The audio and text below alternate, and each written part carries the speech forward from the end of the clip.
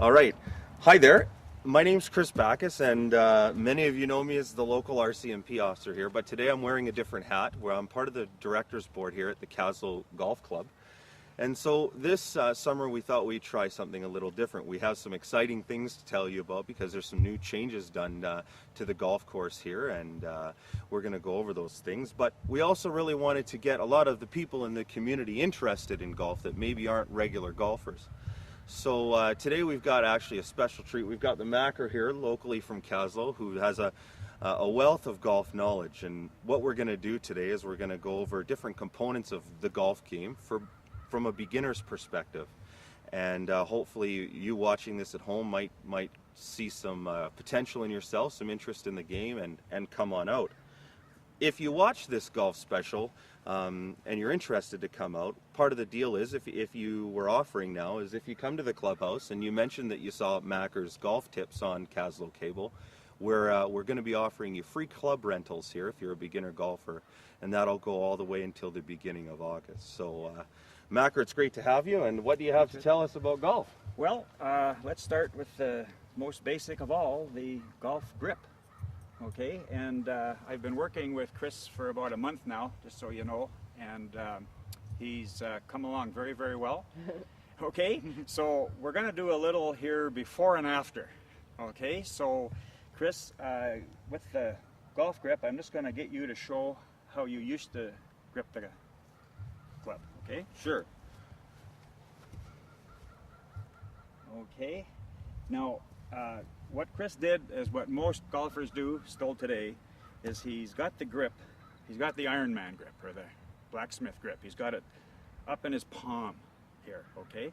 He was really, you know, grasping it there, okay? And even worse here, he had too much strength on his four fingers here, okay? It's a little harder with Chris because he's a southpaw, okay? So Chris, now show us your new grip. Okay, that's right. Now what Chris has done is we've taken his grip and we got it down in his fingers. Okay, whereas before he had it in his palm. And when it's in your palm, you can't release properly down the line. Okay, so all you have to do here is hold the club out in front of you at about a 45-degree angle, and just grip it with your fingers, okay, on your left hand for your right-handers, and just put your thumb over at 1 o'clock, okay, so it's in your fingers. Put the pressure on your hand on your last 3 fingers, and just put your thumb over on top.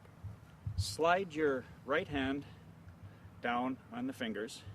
Now there's 3 ways you can do this. I think, Chris, you use the interlocking grip, okay. You can use the overlap grip, okay, or you can use the baseball grip, okay. I use the baseball grip because I got small hands. A lot of guys with thick hands use the interlock. Most people use the overlap. It's also called the Varden grip. Okay, and this thumb just goes over at 11 o'clock. So a good thought is, came from Sam Sneed. He says, when you're gripping the club, just think you're holding a dove in your hand. We sort of joke, Chris? Yeah, absolutely. Dove as in love, okay? Just, you know, so you're not over grabbing it here, okay? So you want to have the pressure points, these 3 fingers. If you use the baseball grip, your pressure point should be these 2 fingers. If you're using the interlock like Chris, these 2 fingers here should be your pressure point. Great. Okay, do you think I think we've covered the grip. covered Great. that? Okay. Okay, next I guess we'll get into the stance. We just did the grip, and we'll get into the stance. And there's no magic here. You want to have your feet about shoulder width apart for most of your clubs, and you just want to have a good athletic stance, kind of as though you're playing shortstop on a baseball team. You know, you'd sort of be like this.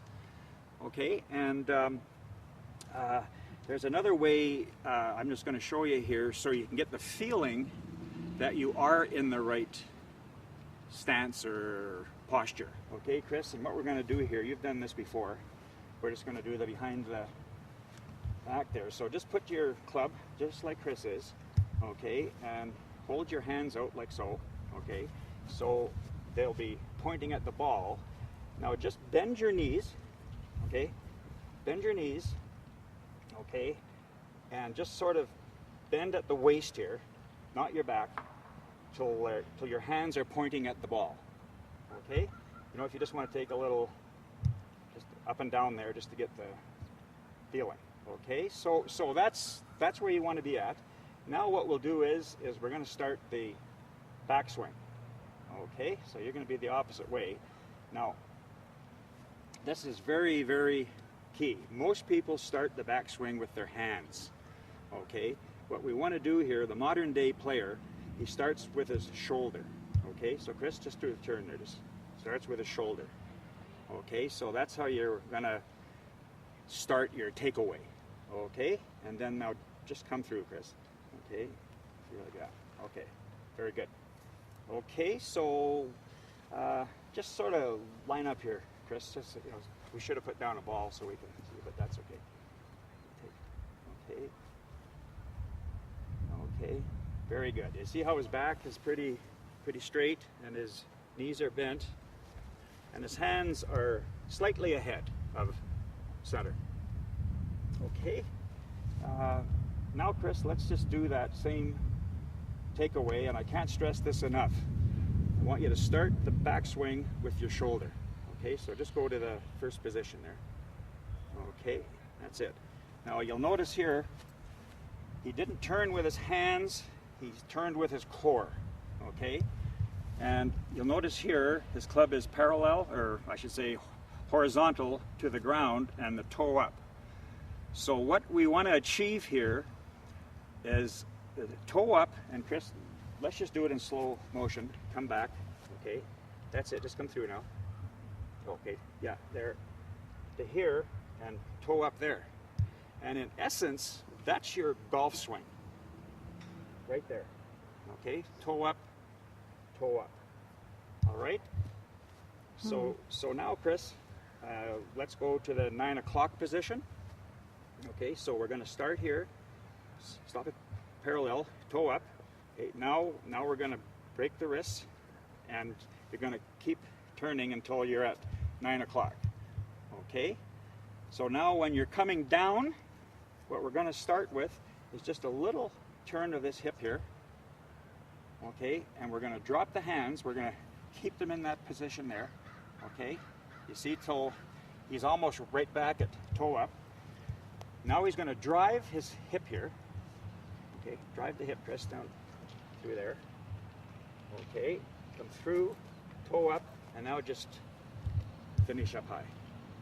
And yeah, that's, if you watch the pros on TV, that's exactly, every single guy is doing that. They're just that they have different body shapes and whatnot.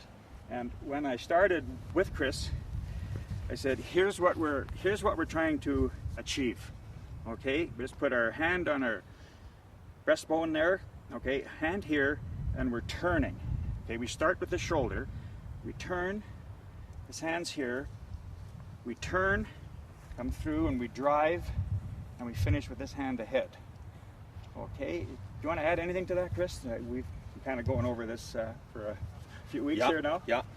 And yeah, that's kind of all I can think of right at the moment. Will here. you do one just without digging in slow motion? Oh, I know. The other thing we'll do is the routine approach to the ball, but I just wanted to do this first. Okay, do you want to hit a ball? Is that it, Cole? Sure. Or just to do one, either hit a ball or